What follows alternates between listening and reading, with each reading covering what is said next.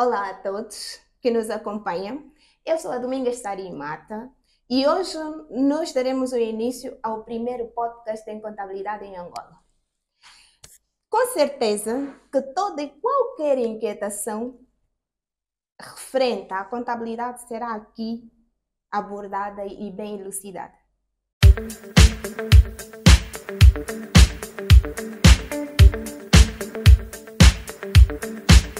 Para hoje, nós temos o tema fecho de contas.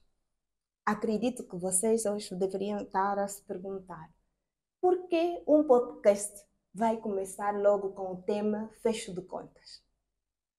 Mas para este tema, eu tenho dois convidados que acredito que vocês vão sair daqui com todas as dúvidas já realizadas e bem sanadas. Eu tenho o Dr. Júlio Zenzi Lopes e o Dr. João, que vamos falar sobre este tema.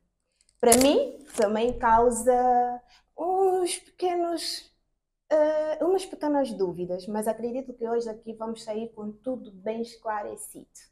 Boa noite, Júlio. Boa noite, doutora Samata. Obrigado pelo convite. Boa noite, João. Muito boa noite, doutora Sarimata, e grato pelo convite. Obrigada. João de Faieza. Está correto? Está correto, corretíssimo, pronunciou muito bem. Obrigada, porque eu passei a semana toda a tentar enquadrar o seu nome para não cometer esses erros. E é muito bom quando realmente pronunciam o nosso nome como deve ser. Exatamente. Eu gosto, porque o meu nome também gera um pouco de conflito às pessoas. E fico super feliz quando acertam o meu nome. E parabéns, eu gosto muito do seu nome. Gostei desde o primeiro dia que caiu. Eu disse, uau, é um nome diferente. Certo. É um nome com um significado muito grande. Já agora podemos dar uma pausa no fecho de contas e falar um pouco sobre o seu nome? Ok, pá, esse é um nome que foi dado pelo meu avô, né? E tem um significado muito curto, que realmente quando nós partimos, vamos deixar os problemas cá na terra, nós vamos bem, vamos deixar tudo cá e vamos partir em paz. Então este é o significado do nome. Muito bonito, muito bonito. Então, daremos início à nossa atividade, que é falar de fecho de contas. Fecho de contas. Mais alguém tem uma dúvida sobre o fecho de contas? Bem, Júlio, pode por favor nos fazer uma introdução do que é realmente o fecho de contas? O fecho de contas, pronto, já é muito famoso, muito aclamado entre os contabilistas, não é? Sim. Todo mundo quer fazer o fecho de contas. Então, a questão que se coloca é o que é realmente o fecho de contas. O fecho de conta é, na realidade, um procedimento contabilístico, que é obrigatório de ser feito. Então, o propósito deste fecho é, no entanto, apurar os resultados de uma determinada entidade, saber a sua situação financeira e económica. Muito bom. Bem, é aquilo que se pretende, é tentarmos entender realmente fecho de contas. Para isto, nós deixamos uma enquete e que todos os internautas que tiveram acesso àquela enquete foram voltando às perguntas. Temos 4 perguntas e essas 4 perguntas são importantes para o entendimento do processo de fecho de contas. Há um internauta que deixou-nos aqui a questão: quais são os documentos necessários a quando do fecho de contas? João. Ok? Deixa-me dizer antes de responder essa pergunta, dizer aquilo que o Júlio há pouco tempo falou, para abordar um pouco daquilo que é o aspecto legal da obrigatoriedade de apresentação de contas. A legislação comercial, no seu artigo 62, aborda aí que é necessário apresentarmos as contas nos 3 primeiros meses seguintes ao ano no qual encerrou-se as contas, quer dizer, o ano anterior. E por que apresentar as contas a março? Porque hoje em dia temos uma ideia de que as contas são apresentadas apenas em abril, isto é, para o regime simplificado do imposto industrial, e a maio para o regime geral do imposto industrial. Esse é o calendário fiscal, mas as contas, segundo a legislação comercial e a lei das sociedades comerciais, no seu artigo 70, abordam que é necessário que se apresentem as contas aos órgãos de gestão, isto é, a março. Entretanto, respondendo à questão que me colocou, quais são os documentos, né, a ter em conta para a realização do fecho de conta, vou aqui citar que são os documentos obrigatórios, nesse caso as demonstrações financeiras obrigatórias no nosso plano geral de contabilidade, isto é, o balanço, a demonstração de resultado, a demonstração de fluxo de caixa, depois então é acompanhado também pelos seus anexos, né, de forma bem resumida. Júlio, o balanço é um dos documentos que acaba por nos tirar um pouco o sono de um contabilista. Muitas vezes, quando o saldo não balanceia ativos e passivos, como é que nós devemos olhar e ver na perspectiva do fecho de contas? Muito bem. O fecho de contas primeiro está repartido em duas partes. Há as operações e há os documentos finais. Okay? Agora, falar aqui dos documentos finais, temos o balanço, segundo o que explicou muito bem o Dr. Di Foesa. Então, tem aqui uma das peças fundamentais que é o balanço. O balanço, na realidade, dizendo assim muito simples, é uma balança, um equilíbrio, em que no lado esquerdo temos aqui os ativos, ok? E no lado direito, ok, temos aqui o capital próprio e o passivo. Na realidade, o balanço é para evidenciar uma situação financeira da empresa. Os ativos são aplicações, o passivo e o capital próprio são, no entanto, as origens, okay? É o financiamento.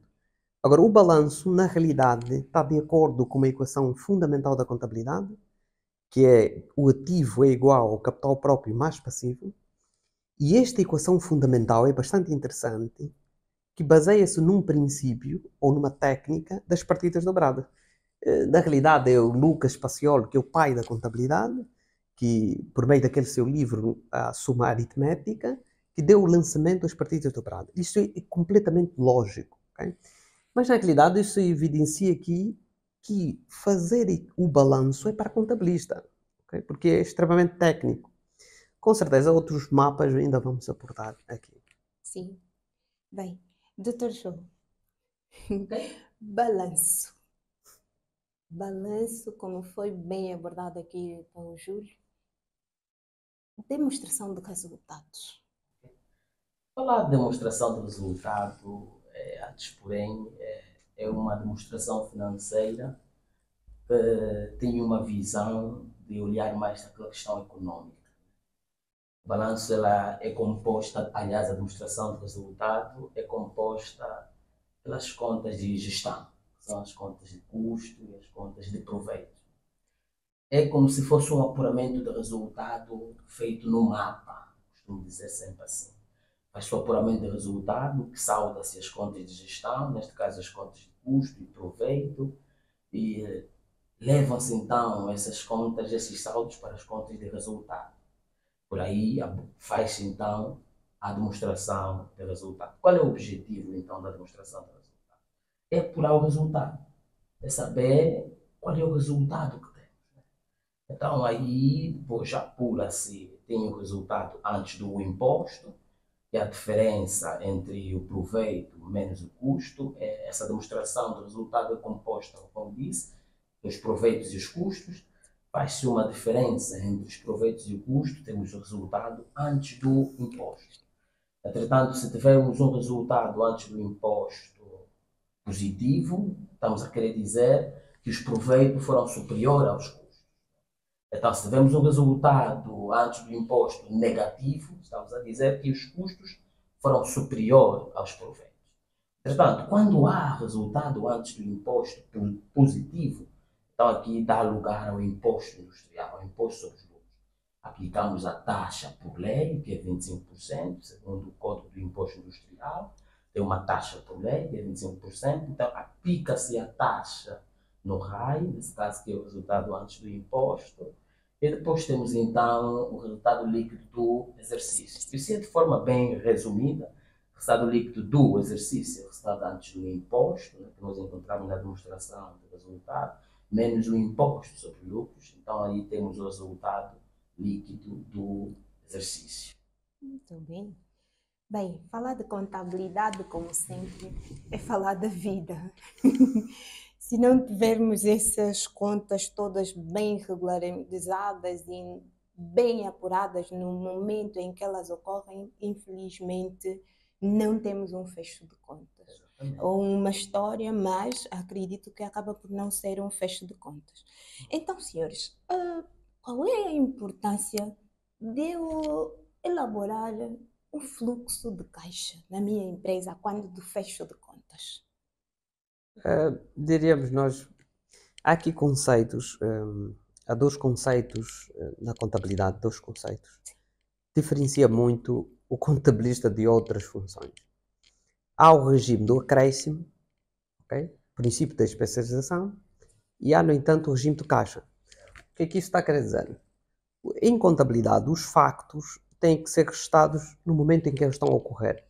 Os proveitos e os custos, no momento em que eles estão a ocorrer, independentemente de receber dinheiro ou de pagar algum valor. Então, a demonstração do fluxo de caixa é simplesmente para aqui demonstrar, okay, a diferença entre a demonstração de resultado, que o Dr. Difesa já explicou bem. A ADR é só para mostrar os resultados. Pode ser o lucro ou o prejuízo. Mas o empresário às vezes faz uma confusão. Ele vai pensar que tem lucros de 100 milhões e tem 100 milhões lá na conta bancária. Não é verdade. Okay? Isso não é igual. Porque os princípios são completamente diferentes. A ADR, o princípio é do acréscimo. Okay? Eu vou dar aqui um exemplo claro. Eu posso vender a crédito, o cliente não me pagou. Okay? Já vendi. E isso pode resultar em lucros para mim. Okay? Vou ter tantas vendas, depois vou ter custos. A diferença vai me dar, se for positiva, vai ser lucro. Mas isso não significa que eu tenho dado dinheiro. Os clientes não pagaram aquela venda. Okay? Mas a demonstração de fluxo de caixa é importantíssima. Okay? Como é que está arrumada deve ser? Está por atividade. Primeira atividade é operacional, segunda é atividade de investimento e a terceira é a atividade de financiamento. Quer dizer que esta demonstração do fluxo de caixa vai evidenciar onde é que a empresa está a gerar dinheiro. Isto é importante para o investidor. Sim. O dinheiro está a vir de onde? Está a vir da atividade operacional. Porque há empresas que as suas operações não estão a gerar dinheiro. É melhor parar aquilo. Elas estão totalmente financiadas, quer dizer, estão totalmente endividadas, que o dinheiro está a vir da atividade de financiamento, não está a vir de cima, ok? Não é que é errado ter algum dinheiro do financiamento. Mas, claro, as tuas operações, okay, têm que ser financiadas por meio delas, por meio das vendas. E a atividade de investimento, claro, é normal que seja negativo, indica que estamos a investir efetivamente. Tocou num ponto muito importante. Os empresários acabam por não saber realmente a real situação das suas empresas. E nós, contabilistas, o que é que temos feito? Porque falha muito, falhamos também. O que é que nós temos feito? Ou o que é que poderíamos passar a fazer a quando da explicação e deixar os empresários cientes daquilo que é a situação financeira e econômica da sua empresa? Senhores. O empresário, há aqui alguns pontos no empresário. Primeiro, o empresário não tem literacia financeira. É uma coisa, literacia fiscal é uma coisa, literacia financeira é outra, não é? Não existe aqui alguma cultura, okay, de um empresário ao governar. Uma sociedade é para governar, okay? Então ele não tem uma responsabilidade em saber qual é a situação real financeira da minha empresa. E um contabilista pode até explicar isso por meio do balanço. É curioso. A situação financeira está no teu capital próprio. Atenção, se o teu capital próprio for negativo, você está falido tecnicamente. É preciso dizer isso ao empresário, ok? Então, estás falido tecnicamente. Então, o empresário não pode pensar que a contabilidade é para calcular apenas imposto. É melhor tirar isso da cabeça, ok? Júlio, sem cortar. Mas é o que acontece aqui em Angola. Infelizmente. Infelizmente. Então, nós fazemos a contabilidade para o fisco. Porque a AGT depois bate à porta. Pronto, o que acontece aqui é que o principal utente externo da informação financeira, quer dizer, das demonstrações financeiras, ainda é o Estado. Nesse caso, ainda é a AGT. Por esta razão, nós, os contabilistas, muitas das vezes olhamos muito a contabilidade naquilo que é o aspecto mais fiscal. Não estou querendo dizer que não devemos olhar a fiscalidade, não devemos prestar atenção à fiscalidade, porque a contabilidade e a fiscalidade ambas caminham juntos. Né? Precisamos prestar atenção a este ponto. Né? Nós não precisamos ser fiscalistas, pronto. Também, então, mas é importante que um contabilista tenha noções do que é que vai pagar em termos de imposto ao Estado. Isso para evitar certas multas, juros de multa que nós temos vindo a verificar. Então, respondendo à questão, nós muitas das vezes levamos em consideração aquilo que é fazer a contabilidade para o fisco, nesse caso para pagar imposto, porque o principal utente externo da informação, das demonstrações financeiras, da contabilidade, ainda continua a ser a autoridade tributária, nesse caso a AGT. Então, neste caso, surge aqui uma ideia. É melhor que separemos os pontos. Contabilistas num lado, fiscalistas no outro lado. Sério? Mas quando do fecho, eu vou fazer a parte comercial. Depois devo ir buscar um fiscalista para poder analisar e chegar ao lucro tributável fiscal. E isso é verdade, porque se a contabilidade, o objetivo principal for, no entanto, apurar o imposto, veja o que é que vai acontecer. Vai acontecer que você, ao fazer o fecho de contas ou fazer a contabilidade, você vai atropelar os princípios contabilísticos e o que é que vai acontecer é que aquela imagem que tinha que ser verdadeira e apropriada, porque a informação financeira tem que ser para a tomada de decisão económica e não só para decisões aqui fiscais. Então, aquele balanço, eu diria eu, que não é confiável, por assim dizer, ok? Porque você vai violar princípios contabilísticos. Vamos dar um exemplo claro. Custos não aceitos ou um custo não documentado. Vamos ver um contabilista que é mais fiscalista. Ele vai se preocupar mais em criar uma conta de custos não documentados. Essa conta não existe, ok? Fica aqui um alerta, não existe no PGC, ok? Uma conta chamada custos não documentados, não existe. Agora veja como é que vai ferir os princípios contabilísticos. Se você deve uma despesa de reparação de uma viatura, a contabilidade diz que o custo é por natureza. E a reparação de viatura é 75.226. Registra este gasto na conta por natureza. Porque esta informação vai ser útil para a gestão. Ok? E, no entanto, claro, se você achar apropriado criar uma subconta, aí isso já é outro assunto, ok? Mas registre os gastos em função da natureza. Porque senão assim não vamos tomar decisões apropriadas. Este é o meu ponto de vista e está de acordo com os princípios contabilísticos. Dando também aqui uma certa abordagem, né? É que não se pode usar critérios fiscais para reconhecimento de algo em contabilidade. Não se pode fazer isso. Porque eu não posso levar em consideração o que diz a fiscalidade para não registro de algo em contabilidade. Porque em contabilidade existem os critérios de reconhecimento. Eu posso algo que realmente, por exemplo, restar algo como ativo. Eu vou para o PGC e entendo que aquele facto reúne os requisitos para que seja considerado como ativo. Independentemente se haver qualquer questões fiscais, eu devo a reconhecer na minha contabilidade. Sei que temos, por exemplo, vamos supor, faturas mal documentadas, por exemplo, compras no mercado informal, porque hoje em dia o nosso mercado ainda é muito informal. Isso aqui é uma verdade. Sim. Nosso mercado ainda é muito informal. Entretanto, nós sabemos, né, que existe um regime jurídico das faturas e documentos equivalentes. No seu artigo 11, enumera ali quais são os elementos que devem constar para que uma fatura seja aceita. Entretanto, imaginemos que fazemos várias compras no mercado informal. E nós já sabemos que no mercado informal não emitem faturas com NIF e tudo mais, com aqueles elementos que estão no artigo 11, né, do regime jurídico das faturas e documentos equivalentes.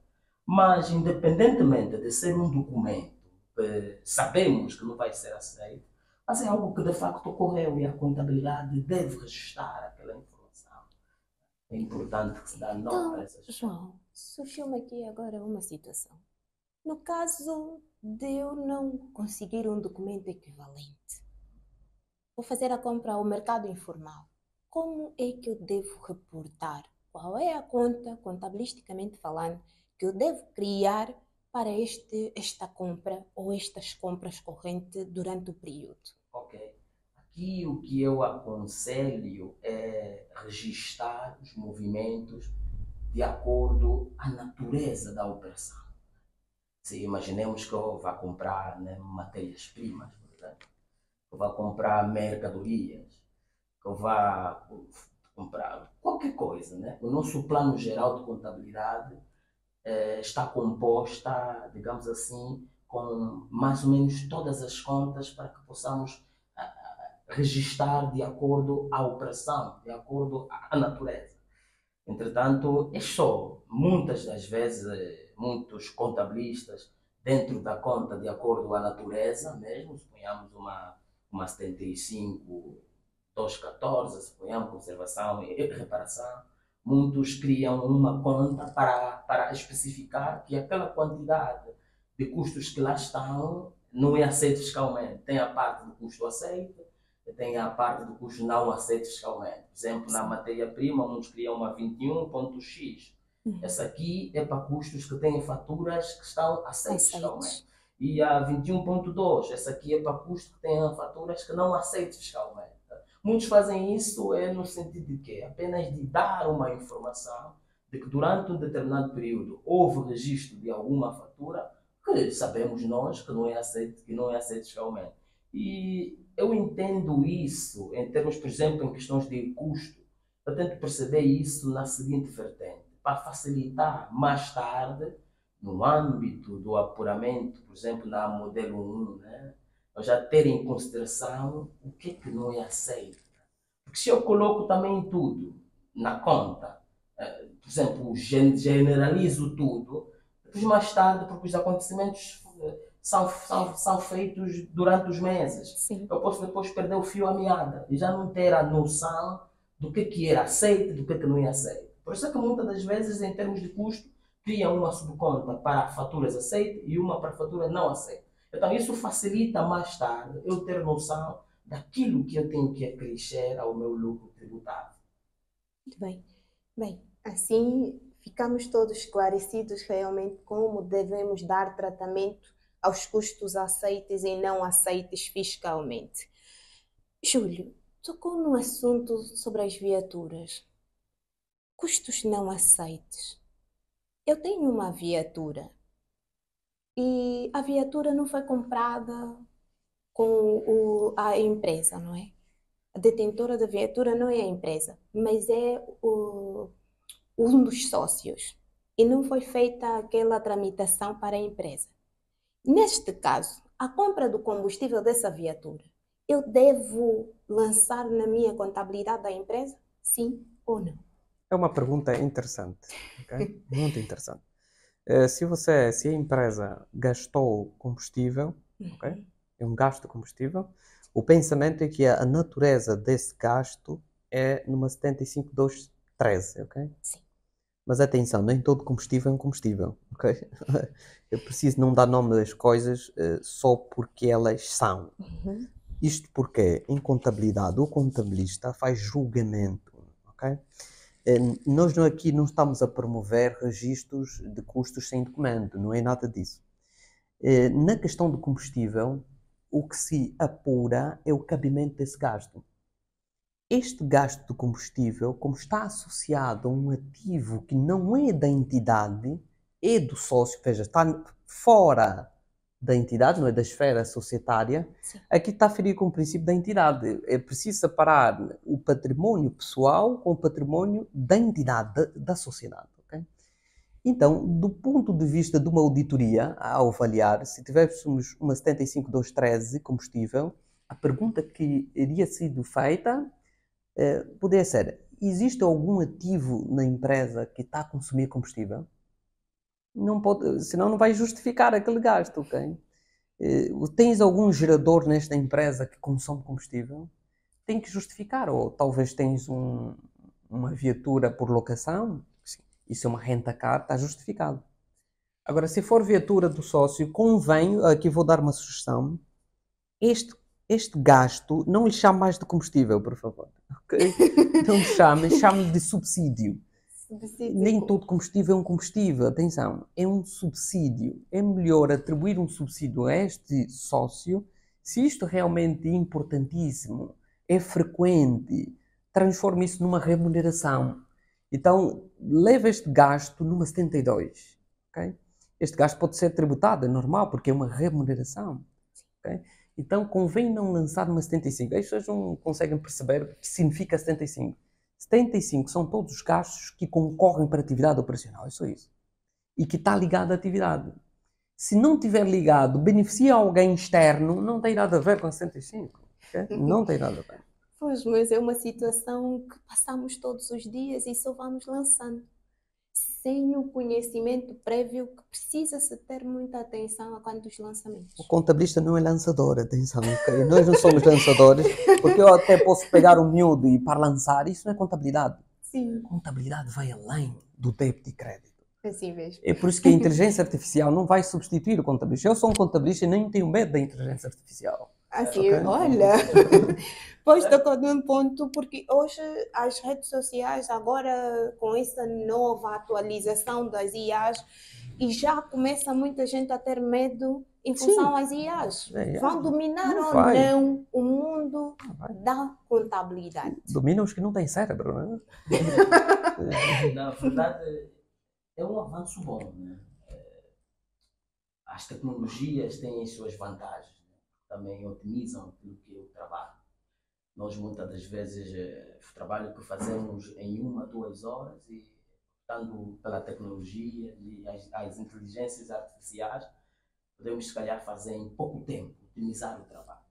Mas é importante que se dá nota que, independentemente do bom avanço daquilo que é a inteligência artificial, a tecnologia, mas nunca de facto irá substituir o contabilista, como o Dr. Júlio há pouco acabou de falar, por uma simples razão, né? O ser humano em si é sensível à informação.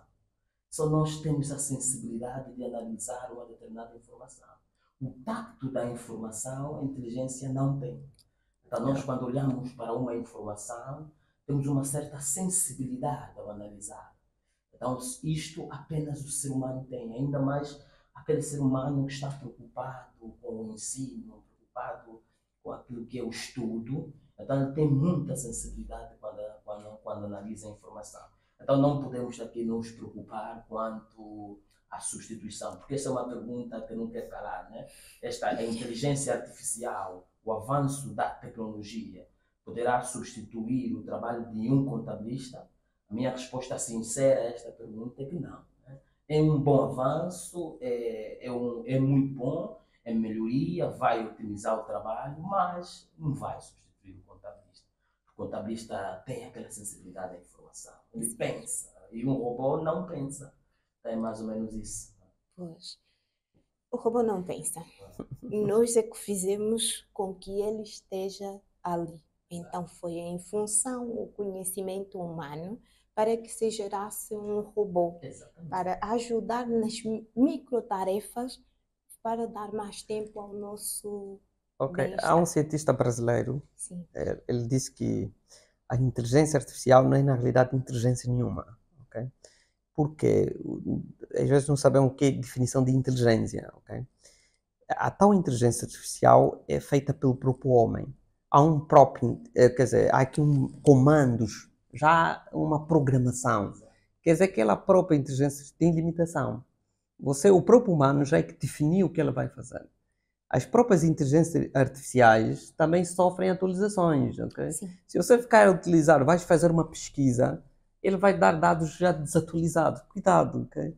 Não é propriamente uma inteligência, embora atribui-se, é artificial, mas a inteligência verdadeira é humana, ok? Que tem aquela sensibilidade. Julgar é uma questão muito diferente. mas realmente tem Sim, ajudado muito nas ajuda tarefas bastante. e estamos aqui com escritórios e precisamos mesmo, porque há algum humano por trás daquela Com inteligência certeza. para que nós conseguimos resolver situações no dia a dia.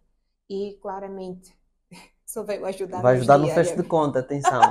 Operações rotineiras, a Sim, inteligência artificial vem ajudar operações rotineiras. Por isso é que não devemos ser mecanizados. Cuidado em ser mecânico na tua profissão. Ficar muito relaxado na profissão. Não é para ficar relaxado, ok? Você tem que adquirir competências, soft skills, né? Aquilo que vai muito acima da parte técnica, para que o empresário ou o mercado perceba em ti um valor além de uma máquina.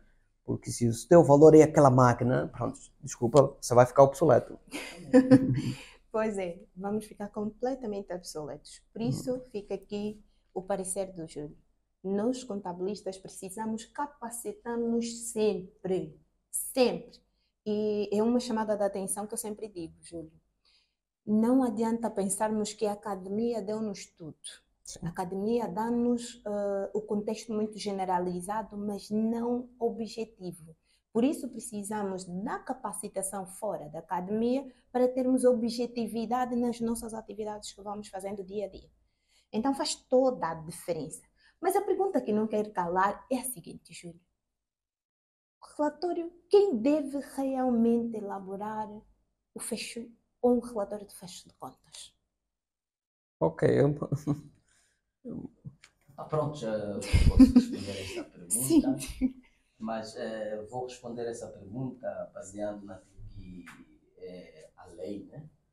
A lei do exercício da contabilidade e auditoria, nesse caso a lei número 03/01, de 23 de março, ela aí aborda no seu capítulo 1, né, o artigo número 2, exercício da contabilidade.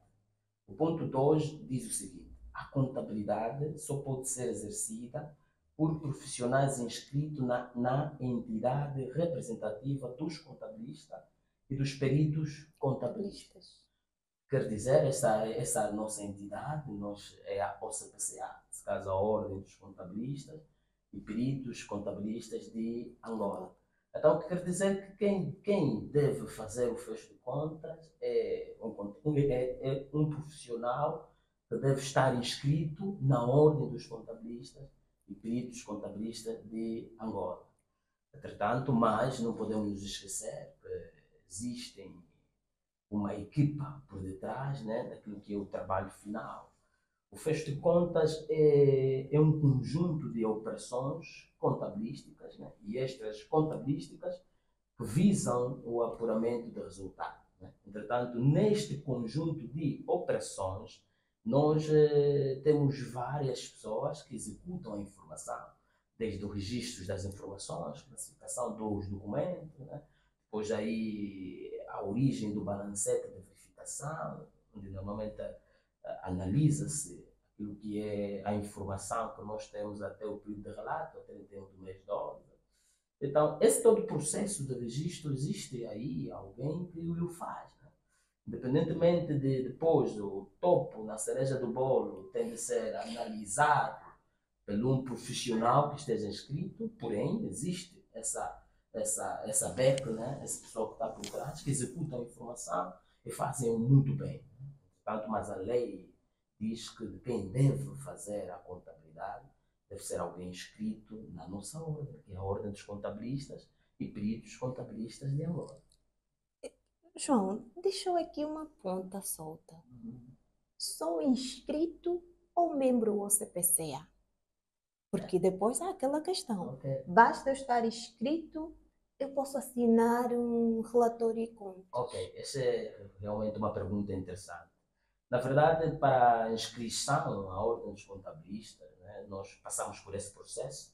Atualmente, por exemplo, tu podes se inscrever à Ordem dos Contabilistas, mas não ser ainda um membro. Tu fazes a inscrição, lhe é atribuído aos users para tu teres uma área privada. E depois é submetido a formações, temos aí o estágio em ambiente, controlado, que é o IAC, temos o estágio em ambiente real. Mas hoje em dia as pessoas optam mais em fazer o estágio em ambiente controlado. Eu particularmente fiz o estágio em ambiente controlado e gostei muito de as fazer, porque realmente aprendi muito com aquele estágio.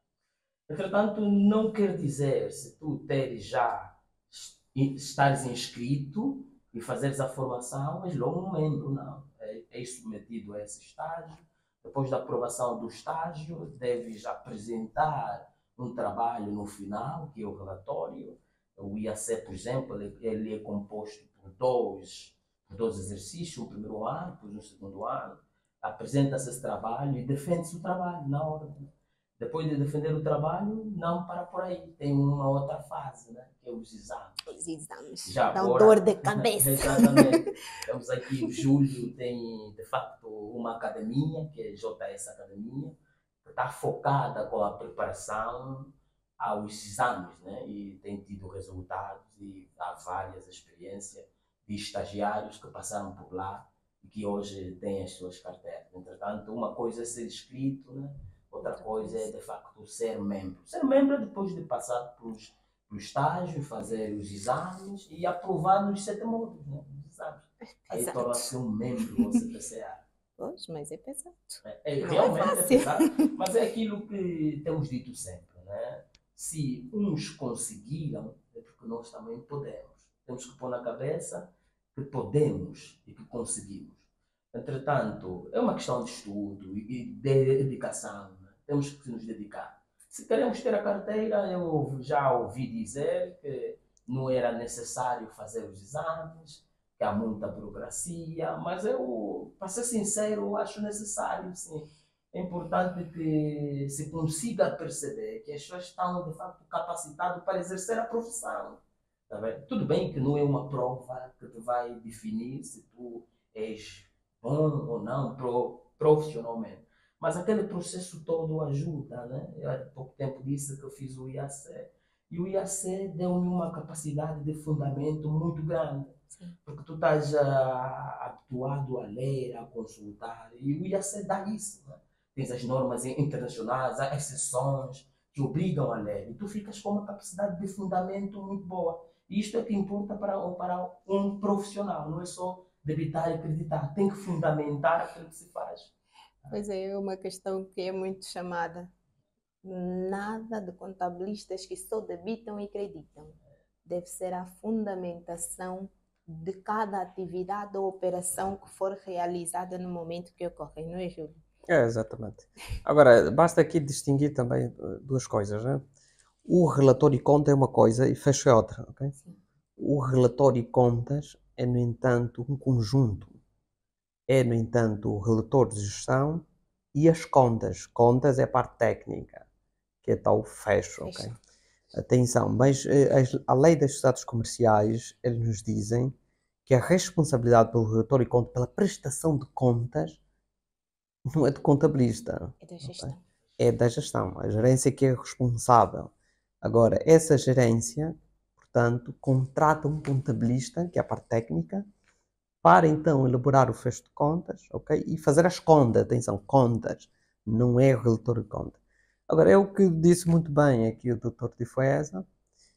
Em termos legais e institucionais, o contabilista é aquele que está inscrito na CPCA. Isso é inegável. Okay? Não precisamos aqui criar... Claro que existem pessoas com competências técnicas, trabalham nas Big Four, ou têm outras experiências, mas não estão inscritos, atenção. E de forma institucional, eles não são contabilistas, não são assim reconhecidos, ok? Mas tecnicamente eles são contabilistas, executam. Então, quem pode assinar simplesmente é aquele que é membro da UCPCA. Isso é algo razoável de se aceitar. Então, está aqui, hoje fica aqui pautado de que o relatório de contas deve ser assinado por um membro OCPCA e não um contabilista inscrito. Vamos parar, porque há muitos contabilistas que assinam e não são membro OCPCA. Bem, vamos dar uma pausa.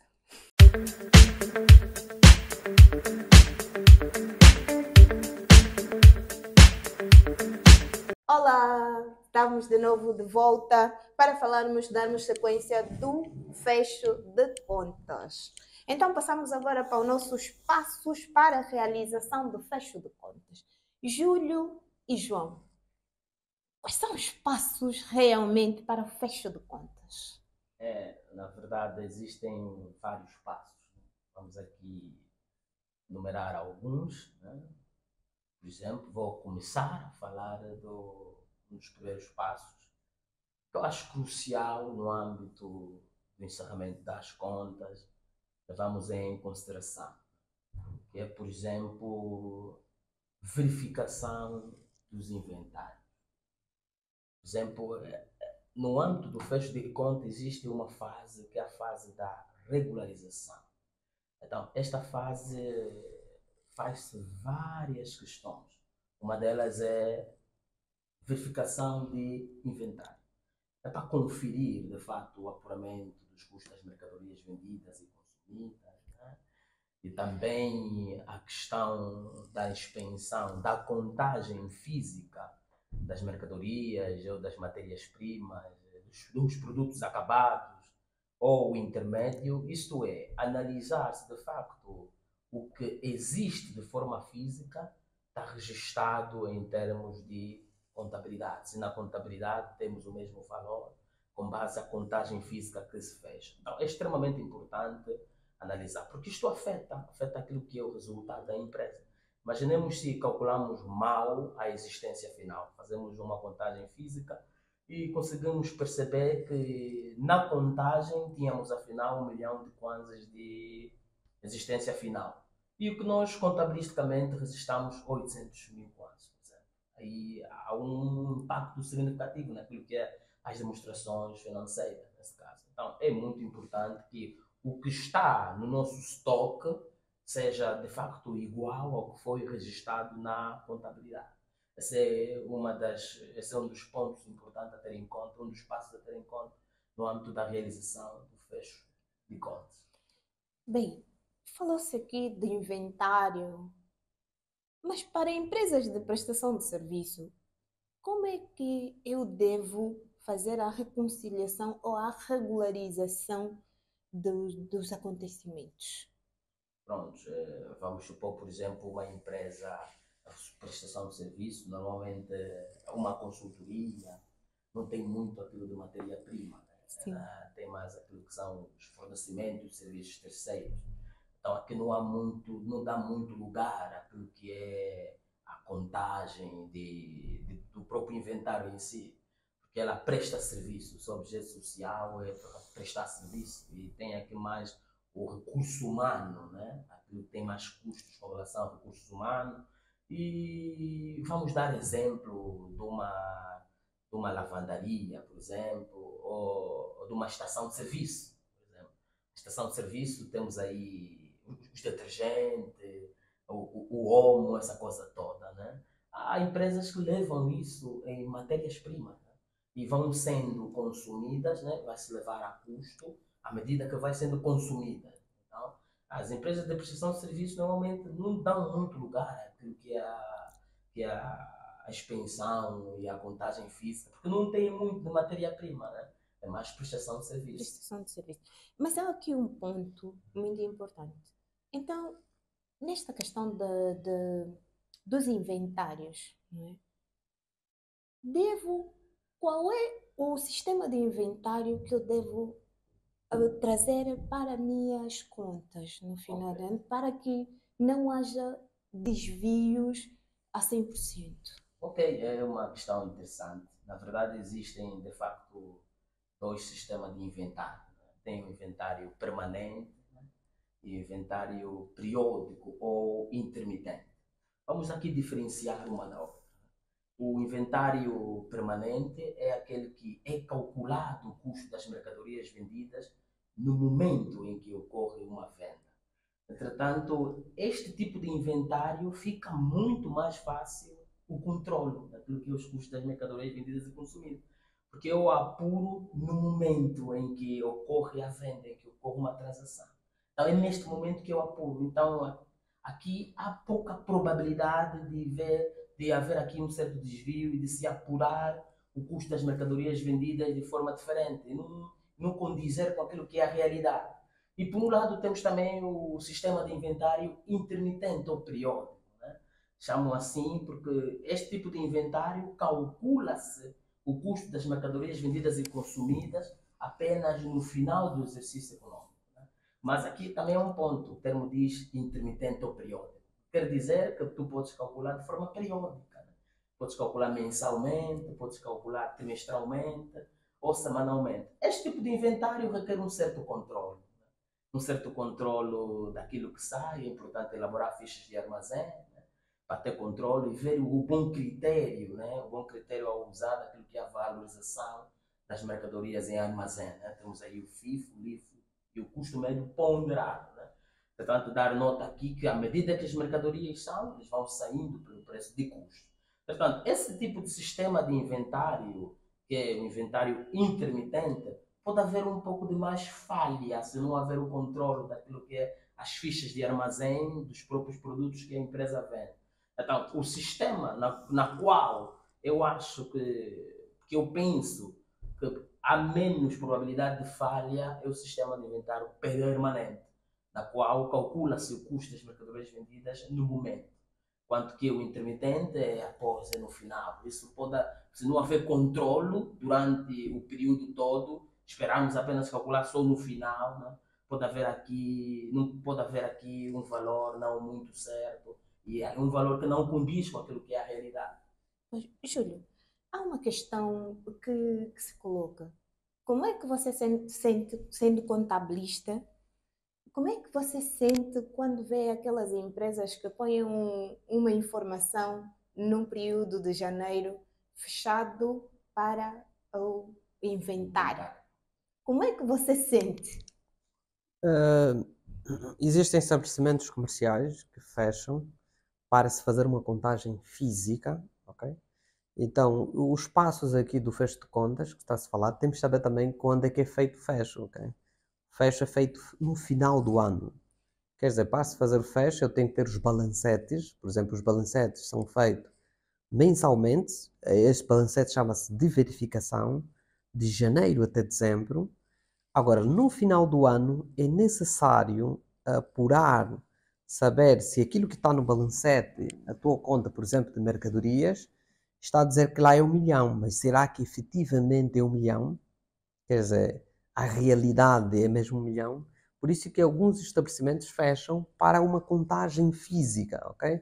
Isso pode resultar num imobilizado, ou desculpa, numa mercadoria então inferior ou superior. Isso pode dar a registro uma regularização, sobras ou quebras, ou pode então descobrir-se aqui uma fraude, está bem? Por isso é que é necessário também fechar o estabelecimento para a contagem física. Na realidade, isso faz parte do fecho de contas. Ok, Faz Sarmada? parte. Júlio, mas não seria melhor a maior parte dos estabelecimentos comerciais adotarem o outro sistema de inventário que é o permanente? Do meu ponto de vista, mesmo de acordo com as normas internacionais, o sistema permanente é o mais adequado, ok? Porque vai obedecer aqui o fluxo normal dos bens e também o controle interno. Porque vamos lá ver bem, o sistema de inventário permanente é que permanentemente eu sei quanto é que eu tenho no meu armazém de mercadorias ou de inventário. E também, naquele exato momento, eu já faço o registro do custo das mercadorias vendidas. Então, aquele sistema intermitente não parece ser muito adequado em termos de controle interno, ok? Porque ele aguarda só o final do ano para uma contagem física. Meio desfasado, né? Não é muito apropriado, Pois. né? Só contar no final do ano. E isso porque gera uma preocupação. Sendo eu contabilista, eu fico preocupada quando vejo, porque é muito tempo. E muitas vezes notamos que os estabelecimentos levam muito tempo fechados para a contagem física. Mas depois é dinheiro que está a perder a entidade. O que é que faz nesse momento? Então, isso que seja um apelo, nós profissionais contabilistas, que passemos a orientar melhor as nossas entidades, a fim de adotarem sistemas que realmente ajudam no nosso dia a dia, quando da venda ou da recepção da mercadoria. Então, isso é um apelo para que nós, os contabilistas, passamos a olhar mais para aqueles modelos que realmente facilitam o nosso trabalho dia a dia. Eu estando a utilizar o inventário, o sistema de inventário permanente, vai facilitar a vida. E também dá uma verificação melhor a mês a mês. Por isso é que as contabilidades chegam no final, principalmente as comerciais. Depois têm dificuldades de apurar realmente o resultado da matéria-prima, ou consumida ou vendida. Porque depois, Júlio, é complicado. Eu, às vezes, acabo por não saber quanto é que foi de desvio.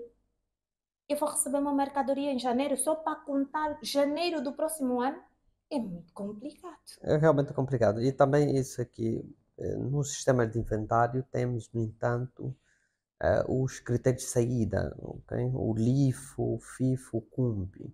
O LIFO, de acordo com a norma internacional, já não é usual. Quer dizer, o LIFO Sim. não é uma realidade. Sim. O fluxo normal dos bens é o FIFO. É o que entra, o primeiro, Entra a e a sair sair também. do- Isso que é o sim. natural. E o CUMP também é um outro método, quer dizer, mais ou menos razoável, porque ele é médio, por assim dizer. Então, alguns critérios, atenção, quando veja critério de saída, são mais critérios, são metodologias, na realidade. Sim. Às vezes não está associado ao controle interno, ok? Ao controle efetivo do bem. É simplesmente uma forma de contabilística de encontrar uma saída, né? De se apurar o custo da mercadoria vendida. É simplesmente isso, né? É assim como, por exemplo, nos retalhos, as empresas retalhistas têm um método diferente. É o método da margem, ok? Uhum. Porque eles consideram que é muito complicado, muito difícil às vezes, saber de forma exata qual é o custo da mercadoria vendida daquele produto. Os produtos lá são diversos, por isso utiliza-se o método da margem. Como é que é o método da margem? Ele sabe primeiro as vendas, ok? O total das vendas, se for 10 milhões, o que é que ele vai pegar? Vai pegar na margem bruta, numa margem de lucro. A diferença que resultar é o custo, é simplesmente uma estimativa, ok? Esse é o beta margem, só para os retalhistas. Claro, tem outros métodos, que é o do custeio padrão também, para determinado tipo de negócio. Então, estamos aqui. Como é que é feita realmente a verificação dos ativos, dos equipamentos e ativos de uma entidade do processo a quando do fecho de contas, Júlio? A questão dos imobilizados, está-se a referir a ativos Sim, fixos, são os sim, os imobilizados, isso para a ativos. nossa linguagem aqui do nosso PGC angolano. Uhum. Agora, os imobilizados figuram-se na classe 1, ok? Vamos ter aqui mais técnicos. Classe 1, que são meios fixos e investimentos imobilizados. Estes imobilizados carecem aqui de algum cuidado, porque o fecho de contas não é só a parte contabilística, tem aspectos fiscais, ok? Estes imobilizados vão sofrer depreciação. E aqui as depreciações é que é o grande problema. É que tem as taxas fiscais, tem, no entanto, aquilo que a empresa pode entender como meta de depreciação, uma vida útil do ponto de vista da gerência. Pronto, se houver aqui algum conflito, quer dizer, vamos supor que para o imobilizado a empresa entende que a vida útil é 10 anos, mas o fisco está a dizer que são 5 anos. 5 anos. E o que resultar ali pode vir a crescer ou não, ok? Então é preciso ter atenção a esse aspecto. E agora, a pergunta daqui da doutora Sermata é a verificação. Há empresas que não têm um controle efetivo de todo o seu património, ok? As viaturas, por exemplo, se lá no nosso balancete, vamos falar aqui do balancete de verificação, lá diz que temos 5 viaturas. Será que as 5 viaturas estão mesmo lá? Essa é uma questão. Ou desviaram? Sim, Ou sim. ofereceram para um funcionário? Temos que constatar se que realmente está lá. Isso porque no mapa de amortização não pode estar coisas inexistentes, ok? Isso é muito importante. Pois, porque verifica-se que muitas empresas têm muitos imobilizados, mas infelizmente poucos são aqueles que estão na responsabilidade da própria empresa ou operacionando para a Um empresa. ponto hoje já está totalmente amortizado. Pois. Então continuam amortizando. Há clientes assim, continuam amortizando imobilizados sem valor depreciável.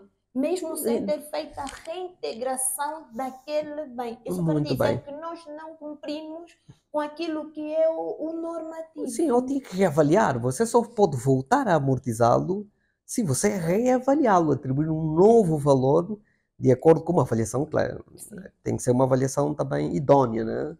Indicando que o bem realmente vai continuar a ter alguma validade. Atenção, há aqui um ponto, aqui, né? Um ponto interessante. Vida útil não é igual à vida económica, ok? É algo completamente Então, diferente. diz-nos aqui a O- distinção da vida útil e a vida económica. É muito simples. Se eu pegar neste telefone, eu posso atribuir-lhe uma vida útil. Eu posso dizer, eu vou trabalhar com este telefone durante 4 anos.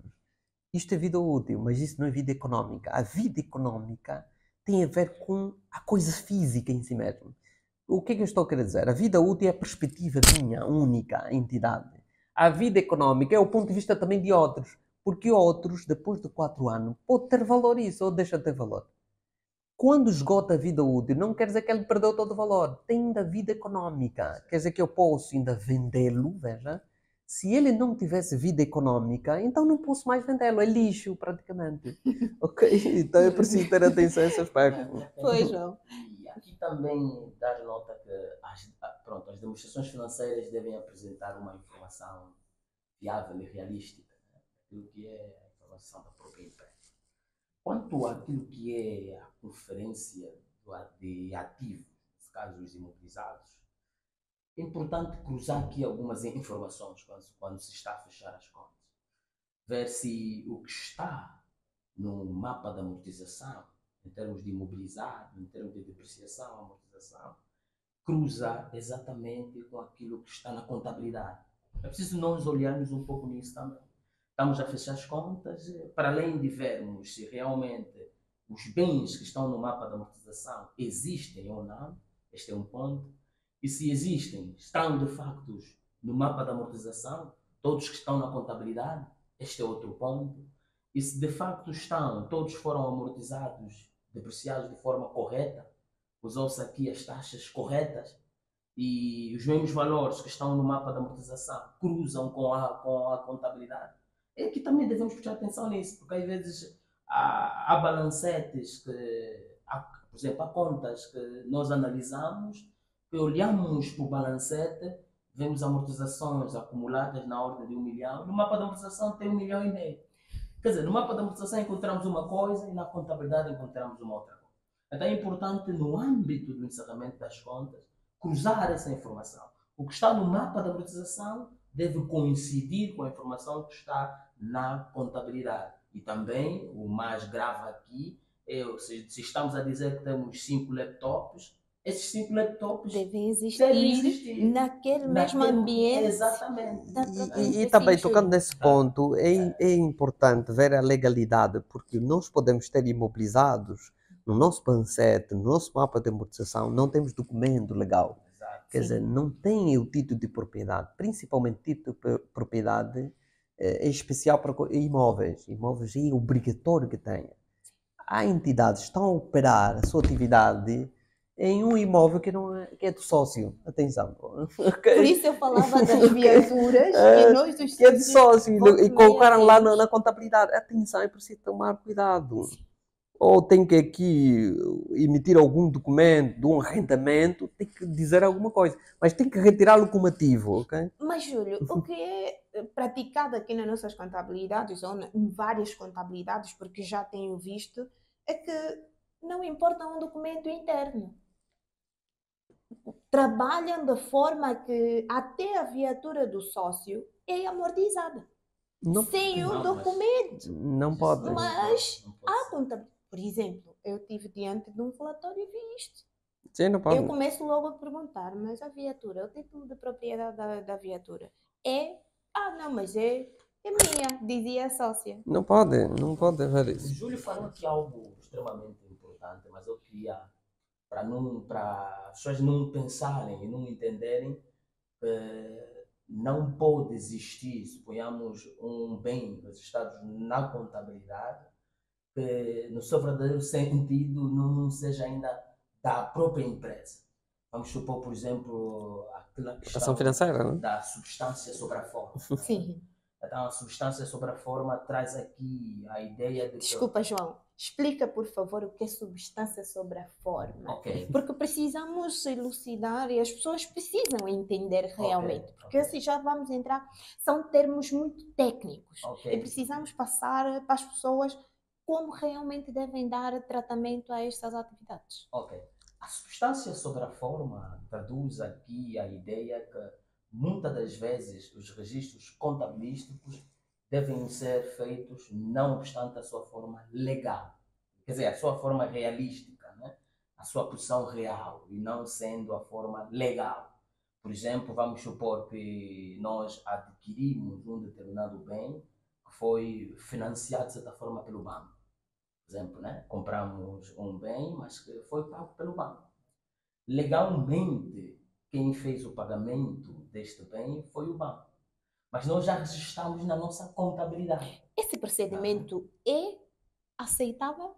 Sim, é aceitável. No nosso plano geral tem essa questão daquilo que é a substância, né? É aceitável. Podemos registrar.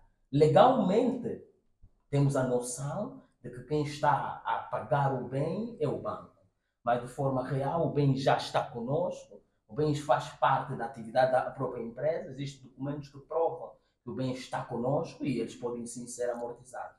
Até dar nota a esse pormenor. Né? E tem esse nome, dá-se nome a esta situação aqui, locação financeira. Locação financeira é como se fosse um aluguer, é mais financeiro. Porquê? Porque aqui ele tem uma componente, não é propriamente alugado, mas é uma espécie de compra, ok? Só que nós aqui, a entidade, que estamos então a ser o locatário, nós vamos pagando uma renda, ok? Vamos como se pagando, reembolsando. Mas o princípio contabilístico mencionado aqui pelo Dr. de Foesa é o princípio da substância sobre a forma. O que é que ele está a querer dizer? A forma do contrato é um arrendamento, é a forma jurídica do contrato. Mas a substância económica é que não é isso que está a acontecer. Na realidade, o que está a cumprir é uma compra, ok? Porque os benefícios económicos daquele bem passam a maior parte do tempo connosco. Nós aqui controlamos. Note que aqui o controle não é jurídico. Porque para ser ativo não precisa ter um controle jurídico. Eu não preciso ter um nome, um bem em meu nome para ser bem ativo. Eu só preciso controlar o benefício económico e restringir outros de até, porque eu também tenho que restringir.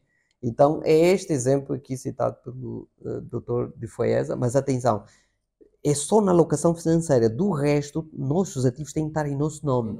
Ok? Se for em nome de sócio, não é nosso ativo. Então, isto chama-nos a atenção. Quando nós estivermos em situações relevantes que tenho um bem, mas não está, nem tenho um documento que dá a caracterização de que seja uma locação, eu não considero aquilo como um bem da entidade, da empresa, nesse caso. É meio complicado, não podemos ser tão absolutistas, não é isso? Exatamente, porque há situações que podemos ter um imóvel, portanto, adquirido em épocas de colonial e que não temos nenhuma documentação. Sabemos muito bem que alguns imóveis foram apossados, ok, num vandalismo devido à era colonial. Sim. Então, onde é que está o documento? O documento está em nome do colono, o colono está em Portugal, né? Okay? Então, eu queria aqui uma questão. Mas para isso, podemos legalizar esse tal imóvel indo na administração municipal, porque senão, aqui a contabilidade não é só uma questão de registrar sobre o que existe uma coisa, tem que ter certa legalidade. Sim. Então, registra o imóvel, senão estás a apossar um vandalismo, né? Uma coisa que não é sua. Então, é possível sim registrar este imóvel, apesar de que aqui o documento ainda não, quer dizer, não é tão válido, sim, mas isso vai cair numa questão muito importante que eu vou dizer. Existem duas características da informação financeira principais: relevância e fiabilidade. Relevância. Se eu tiver um imóvel que eu não tenho um documento e um valor, você não pode dizer deixe de registrar. Porquê? O imóvel, pela natureza, é relevante. Okay? O que eu tenho que fazer é reavaliá-lo. Não é eu próprio que vou reavaliar. Vou chamar um perito para reavaliar, para atribuir-lhe um novo valor. Então, quando eu reavaliar, onde é que eu vou colocar?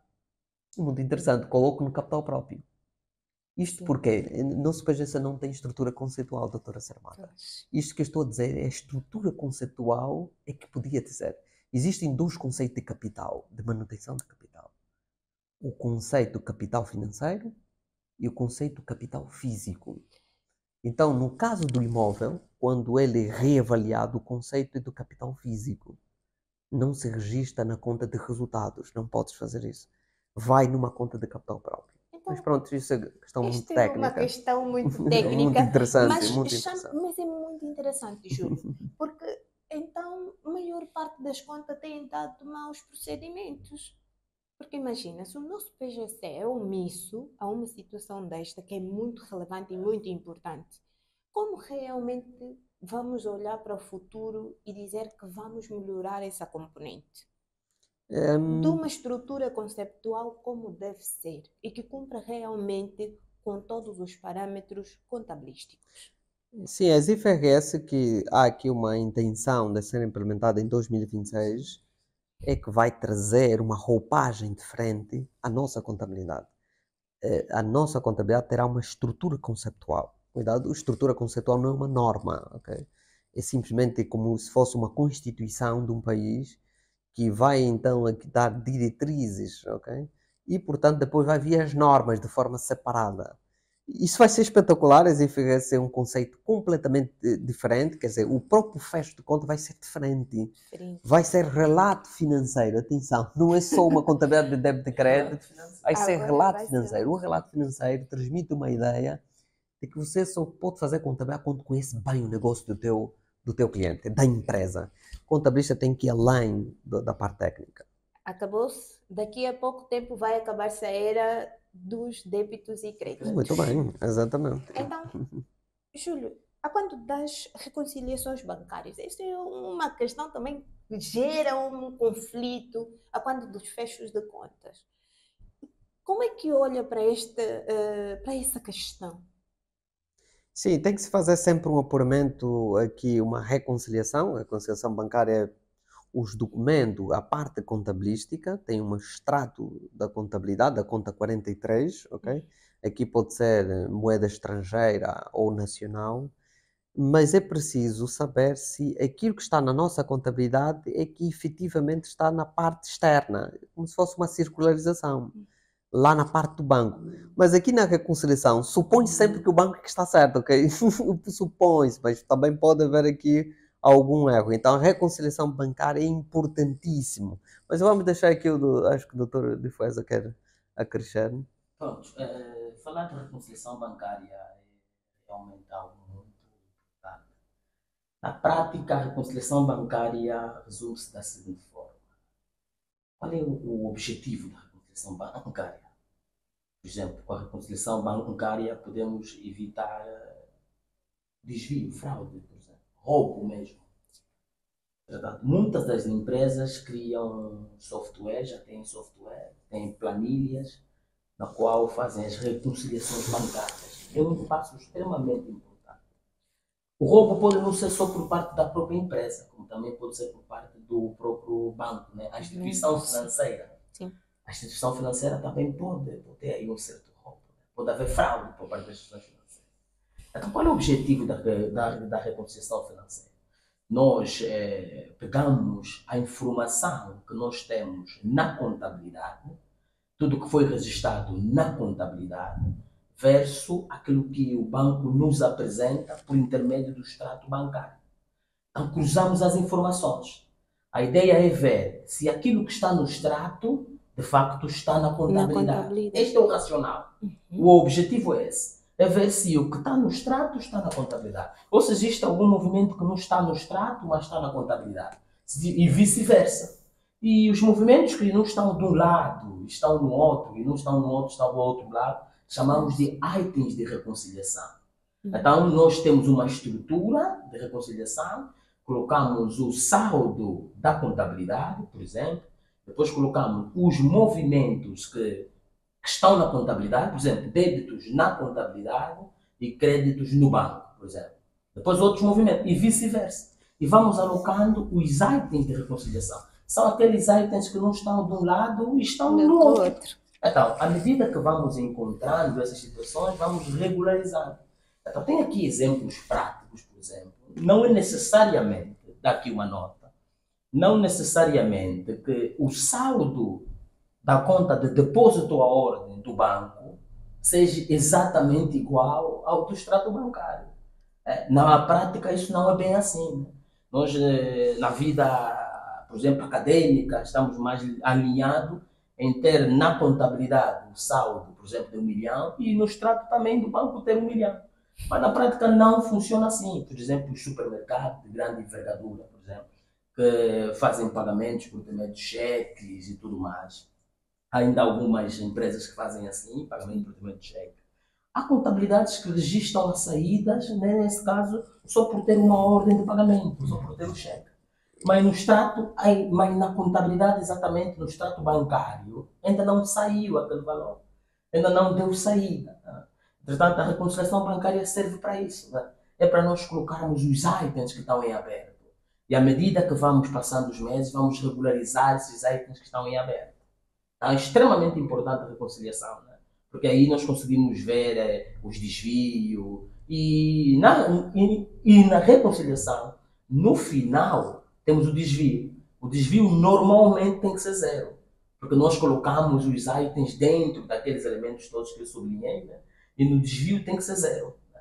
Nessa estrutura toda do mapa da reconciliação, o desvio normalmente tem que ser zero. E no caso de não ser um desvio a zero, como é que é feito? Está aí bem explícito que houve uma fraude. Não bem assim, né? Pode-se dar o caso também que no âmbito da execução do mapa de reconciliação, houve um item de reconciliação que não foi bem analisado e não colocamos no lugar certo. Né?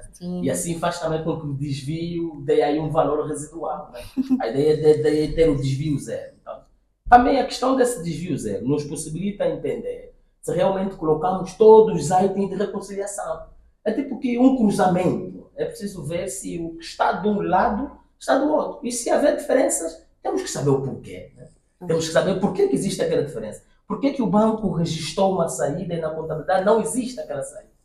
Tá? Então, normalmente, o que acontece mais é ter informações feitas pelo banco e nós na contabilidade não a executamos. Isso é o que mais acontece. E não ao contrário. Tipo, nós executamos informações na contabilidade e, por um lado, vamos ver no extrato bancário não existe essa informação. Também acontece, mas acontece mais informações na qual o banco deu execução e nós na contabilidade ainda não executamos. Por quê? Porque muitas das vezes recebemos informações de forma muito atrasada, né? E nós registramos as informações quando temos, de facto, os documentos. Quando temos as evidências de que existem os documentos e temos. Agora, aqui há um ponto que eu queria lançar aqui, que é a conta 48. Por exemplo, eu já vi contabilidades, né, nesse caso, que preferem colocar informações, registros na qual o extrato bancário possua, por exemplo, informações estão no extrato, mas que não estão na contabilidade, levando numa 48. Né? Por exemplo, só para ter o extrato igual da contabilidade e do extrato bancário. E caso não esteja, aí a conta vai manter... Exatamente. Só que eu não aconselho muito o uso da conta 48. Não aconselho a conta transitória. Né? Não aconselho muito, porque aquilo até pode ficar ali, depois não ter uma certa preocupação em tentar ir lá saber e tentar regularizar aquela conta. Pois, o exercício fechou e vida nova, contas novas e acabamos por não retroceder e analisar as contas já fechadas. Aconselho mesmo fazer uma reconciliação, ter um mapa e esses itens constarem mesmo na reconciliação. E ir atrás, né? Temos que ir atrás, falar com o banco, com o nosso gestor, saber por que tem essa operação, vocês executarem, nós não temos qualquer informação. Pois, mas agora, em questões estamos lá a fazer a contabilidade de uma empresa. É característico dos empresários não aceitarem partilhar o extrato do banco. Como é que dão tratamento a estas contabilidades? Porque é um problema grave. Por que será que os empresários não aceitam partilhar o extrato de conta com os contabilistas? Aqui vou responder da seguinte maneira, de forma bem resumida. Muitas das vezes é a confiança na informação. É importante que se diga que devemos levar a sério a profissão do contabilista. Nós somos pessoas sérias, né? Conforme se diz, somos o coração da empresa. Entretanto, muitas das vezes os empresários têm aquela insegurança. Por causa do quê? Da informação vazar. Muitos dos contabilistas, não estou aqui a dizer que somos maus, não. Somos o coração da empresa e os empresários confiam na informação que eles passam a nós. Então também devemos transmitir essa segurança aos empresários, que vamos usar a informação que eles partilham conosco apenas para fins contabilísticos. Mas, João, eu há tempos fui chamada por alguém para entregar uma contabilidade, mas o momento em que eu solicitei o extrato de conta, o indivíduo fugiu. Eles nunca querem que o contabilista saiba o quanto ele tem. Mas então por que procuram um contabilista? Sim, a minha pergunta é exatamente isso. Por Faz que algum procuram? sentido? Sabe o que é que dizem, Júlio? Uhum. Faz só, você acha. Procura aí alguma coisa. É possível fazer a contabilidade sem o extrato bancário? Infelizmente não. Isso não faz algum sentido. Caro empresário, por favor. Não faz. Não é possível nós, como contabilistas, fazer algum trabalho se você não tem extrato. E na realidade não é confiável trabalhar já consigo, ok? Porque isso no branqueamento de capitais é perigoso. Contabilistas, afastem-se desse tipo de empresário que esconde extrato. Ele talvez esteja financiando o terrorismo, ok? E outras práticas que a nível mundial são proibidas. Por isso a questão do branqueamento de capitais, acabamos caindo na questão da GAFI, ok? Porque são questões de transparência. Vamos evitar trabalhar com empresários que não entregam extrato. Não é possível, atenção, não é possível. Não assine contas onde não tem extratos bancários, não faz sentido. É como se numa empresa não existisse, não é? Júlio, Não faz qualquer sentido. Eu recebi há pouco tempo uma empresa como cliente e eu fui perguntar, então o extrato já vinha de um outro contabilista, não falar mal aqui, mas também aqueles contabilistas que não estão preocupados com o seu extrato. Ele vai fazer uma contabilidade da cabeça dele. Não está preocupado. E o dia que eu solicitei o extrato, o indivíduo disse-me, mas o nosso contabilista não pedia, não precisava. Olha, esse é um ponto que também Dizia sempre que já está feito, eu passava para assinar e eu solicito informações. Que eles dizem, mas isso é novo, estão nos pedir porque é desde 2016 que eu tenho a empresa e tenho um contabilista. E nunca me pediu o extrato. A contabilidade, atenção, a contabilidade é usada por alguns como ferramenta. Atenção, a contabilidade não é ferramenta para quer dizer, aquela contabilidade criativa, ok? Contabilidade é um meio para chegar à verdade, não é uma ferramenta para maquiar, ok? Inventar uma verdade. O contabilista tem que lembrar-se que a história da contabilidade é a tradição escrita, ok? Por isso que o termo próprio contabilidade também tem origem em escrituração. Então aqui a base não é oralidade, não é... O patrão disse que aquilo vendemos, disse não faz sentido. A venda só se registra quando está realizada e que tem documento. Sim. Tem alguma prova documental. Sim. Infelizmente alguns contabilistas, não sei, gostam de martelar, é uma expressão martelar. Não faça isso. Vulgar. É mais vulgar, dá jeito, não faça isso. Isto não é uma contabilidade de fato. Júlio, gostaria de anotar aos internautas lá de que o contabilista sério vai chamar a atenção e vai solicitar documentos sérios e documentos que comprovam que a realidade dos fatos. Se não for se o contabilista não lhe solicitar os documentos, fuja para os empresários, Júlio, porque infelizmente nós os contabilistas é que estamos a dar esta à vontade aos empresários. Sim, não sei. Que não há necessidade. Se é uma quando questão... encontram pensa, mas você está a pedir muita coisa. O anterior não pedia nada e somos banalizados. A nossa profissão está a ser banalizada por causa do pessoal que depois chega nesse período e fecha de conta a 30 mil coisas. Esse doutor seria ética, deontologia profissional tem que ser obrigatória a todos os contabilistas, porque a profissão de contabilista é do interesse público, ok? E isto é que tem que ficar patente. Então, o contabilista não pode ir fazer o trabalho com fome. Atenção, fome vai fazer com que ele venda-se. É um intelectual, okay, que está a se vender. Todo intelectual que se vende, ele é desonesto, praticamente. Se ele pensar com a barriga, não faz sentido, não vai fazer bem o trabalho. Então, o que é que acontece? Alguns acabam vendendo-se, por isso que aceitam qualquer condição. O empresário não pode te impor, é um contrato de prestação de serviço, ok?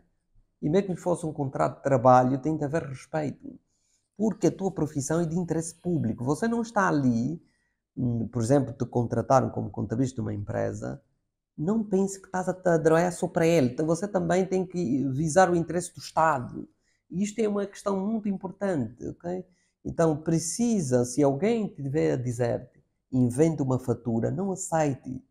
Isto é antiético, vão apanhar-te, não importa se você diga que não vão apanhar-te em algum momento. Você é um mau contabilista, não faça isso.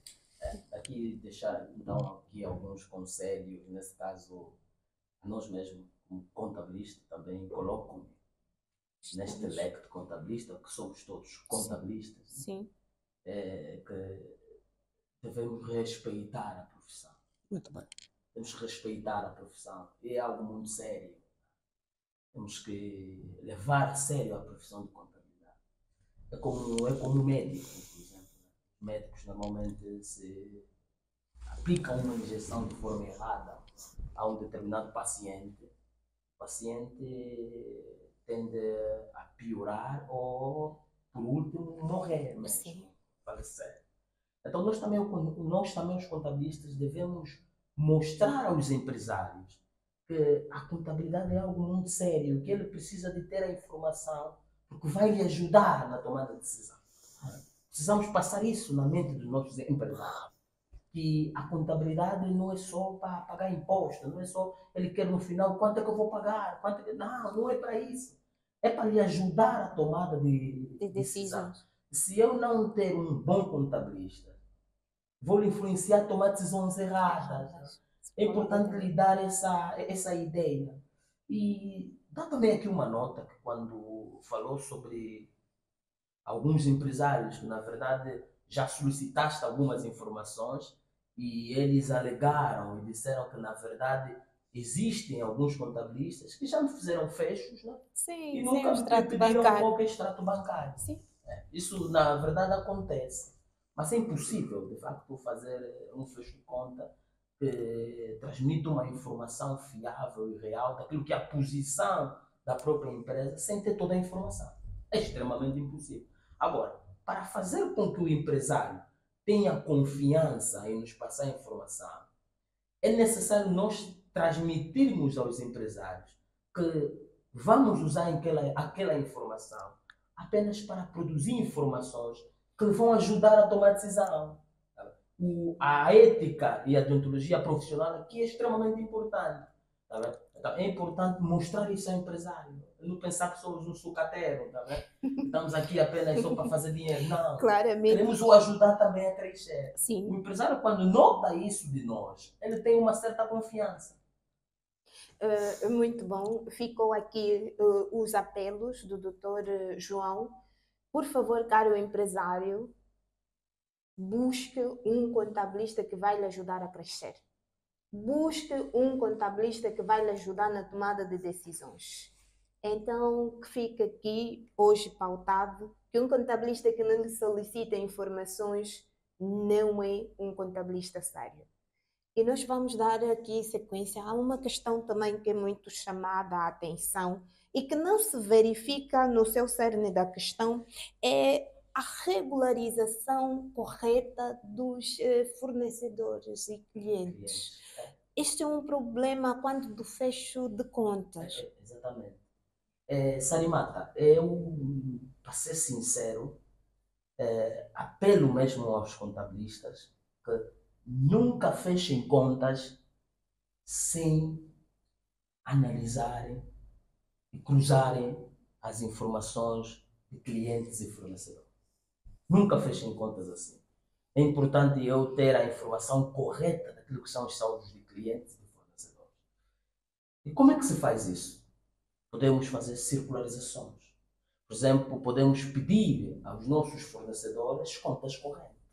Circularização é isso. Nós temos algo em nossa contabilidade, temos registrado dívida de 1 milhão na conta do fornecedor, então pedimos a conta corrente do próprio fornecedor para poder identificar se o que nós temos registrado é o que ele tem registrado.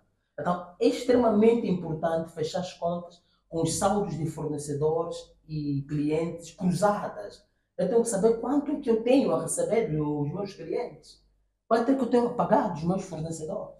Então, o cruzamento dessa informação é extremamente importante. E isso faz-se utilizando o aspecto da circularização. Né? Tem que circular as contas, solicitar os status de conta dos nossos fornecedores, para poder cruzar aqui os saldos. Outra questão que é muito complicada e difícil de validar é a conferência real daquilo que é verificar a realidade das contas do pessoal durante o período de exercício econômico. Ok.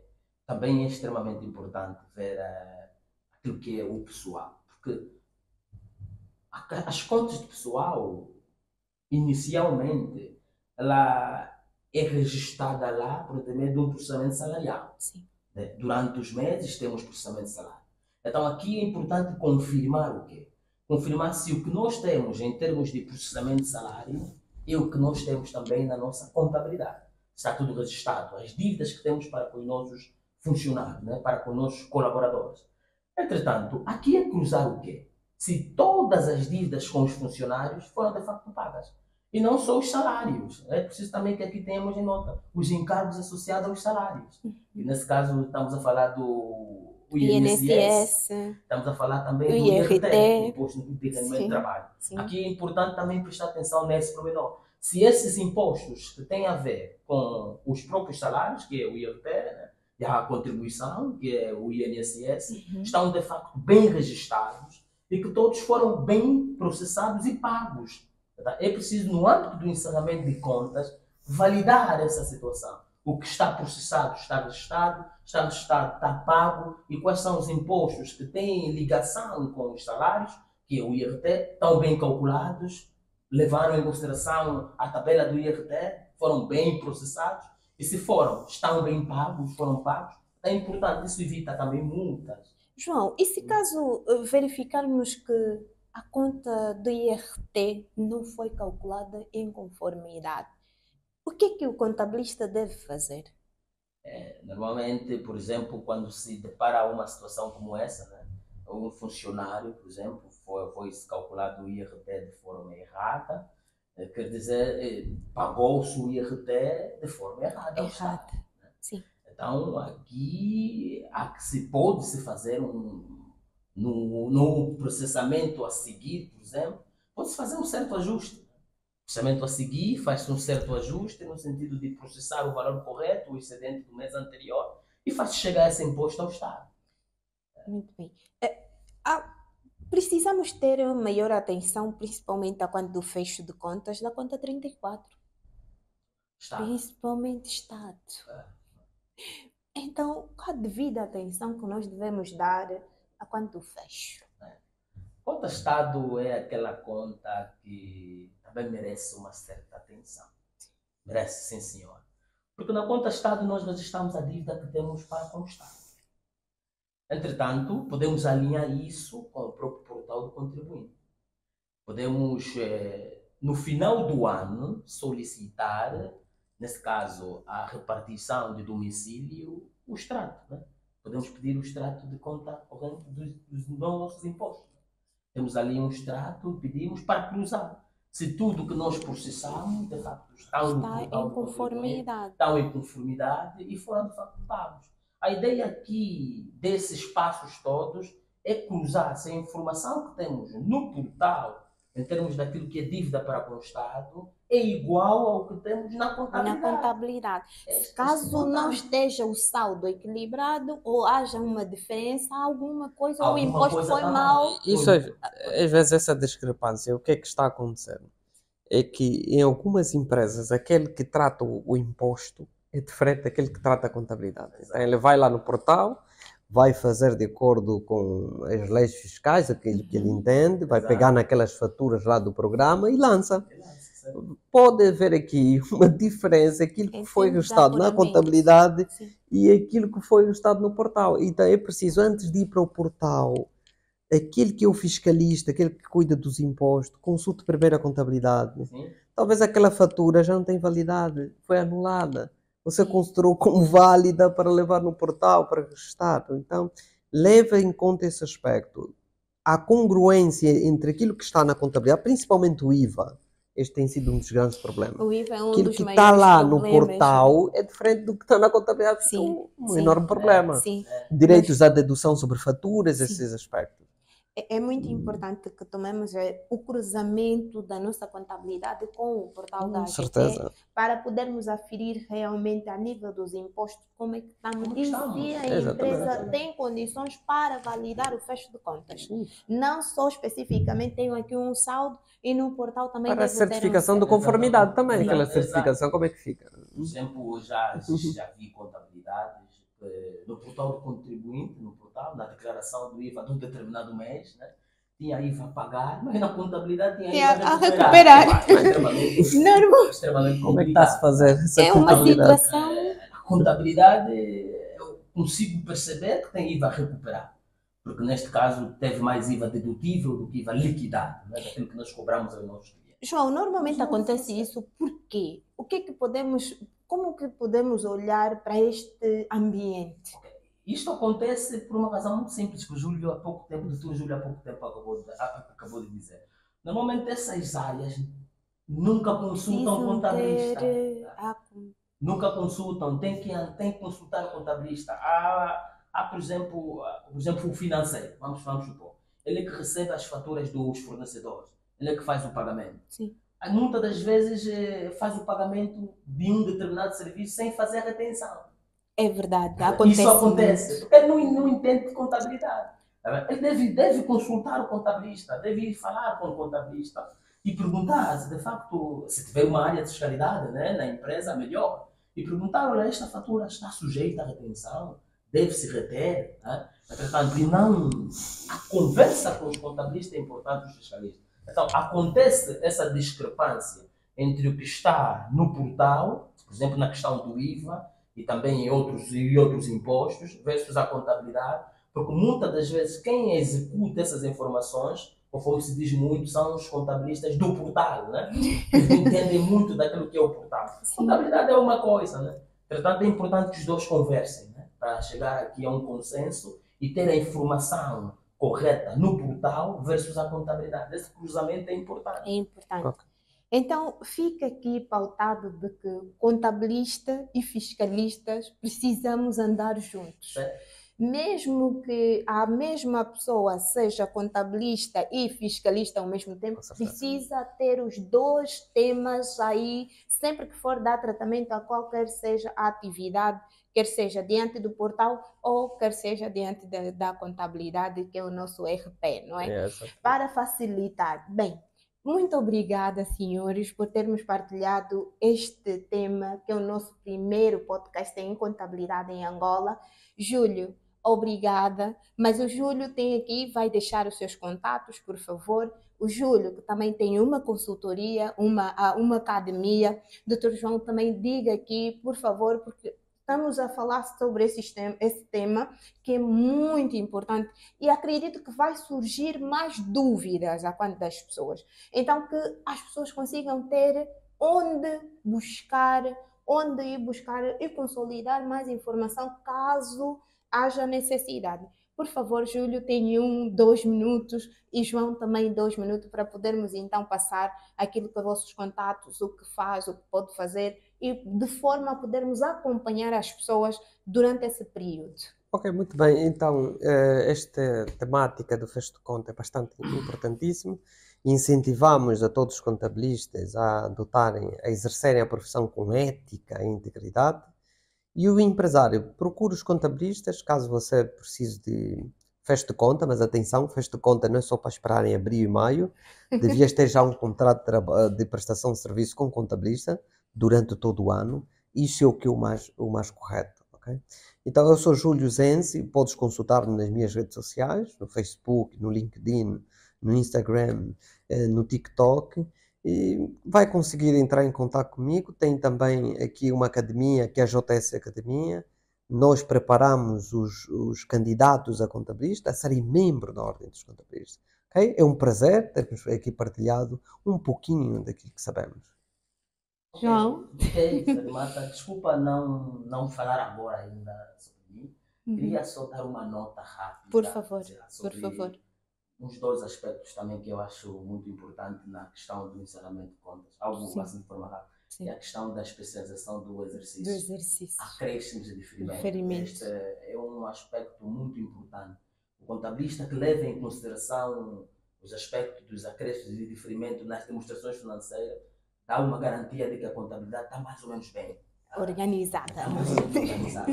E a questão do acréscimo de diferimento leva aqui à questão da especialização do mês exercício. férias e do subsídio de férias. Ia tocar aqui esse ponto, porque é extremamente importante.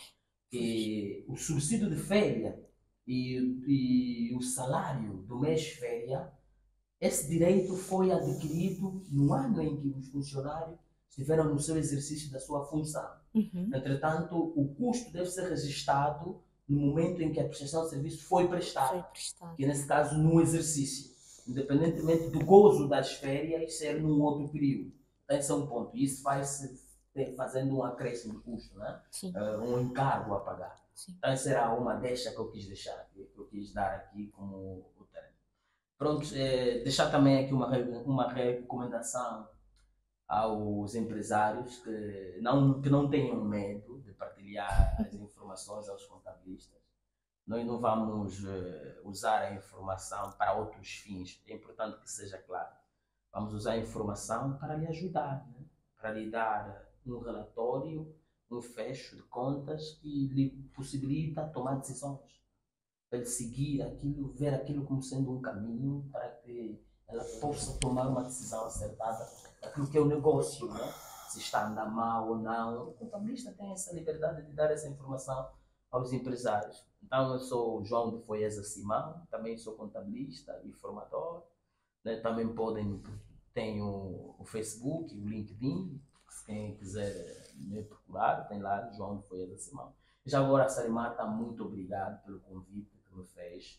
É o primeiro podcast de contabilidade, neste caso é uma honra fazer parte deste primeiro podcast. É sinal de que nós jovens estamos a caminhar numa direção correta e não estamos a remar contra a maré, estamos a caminhar bem e é isto que se precisa, né? Nós jovens precisamos andar no caminho correto e fazermos as coisas bem. Então também agradeço por dar essa iniciativa. Como jovem é muito bom e é realmente elogiável que continue com esse pensamento de unir a classe, de unir os profissionais para falar de um tema como esse, que é o fecho de contas. Muito obrigado. Esse podcast, né, o podcast da doutora Sarimata, ainda vai se falar muito sobre esse podcast, né? Então, é um podcast sobre contabilidade. A doutora Sarimata está de parabéns e é uma iniciativa fantástica, mas não pode parar, né? Continue, vai crescer e vamos partilhar. Haverá, no entanto, outras oportunidades. Muito obrigada, senhores. E fico eu muito feliz por ter recebido como primeiros convidados aqui no nosso podcast. É uma honra. Obrigada, porque o Júlio foi a primeira pessoa, respondeu-me logo, João, mesmo não me conhecendo, respondeu logo, e acredito que é em função do Júlio. Exato. Mas muito obrigada, senhores. Foi uma aula para mim também. É sempre bom ouvir na versão do outro contabilista. Certo. Muitas vezes nós guardamos o conhecimento para nós e acaba por ficar obsoleto, conforme Sim. o Júlio diz. Exato. Então é bom, recebi aqui uma aula e fui buscar certos aspectos para poder trazer no seu. Obrigada, Júlio, obrigada, João. E acredito que você lá à casa vai nos ajudar aqui a crescer e a divulgar o nosso podcast. Classe contabilistas, não falhem, nós estamos aqui e todo o contabilista que tiver intenção e quiser participar do nosso podcast, não sinta-se oprimido. Entre em contato e nós recebemos os contabilistas para podermos abordar temas. Eu sou a Sari Mata e encerramos hoje o nosso podcast. Não esqueçam de nos seguir. Obrigada.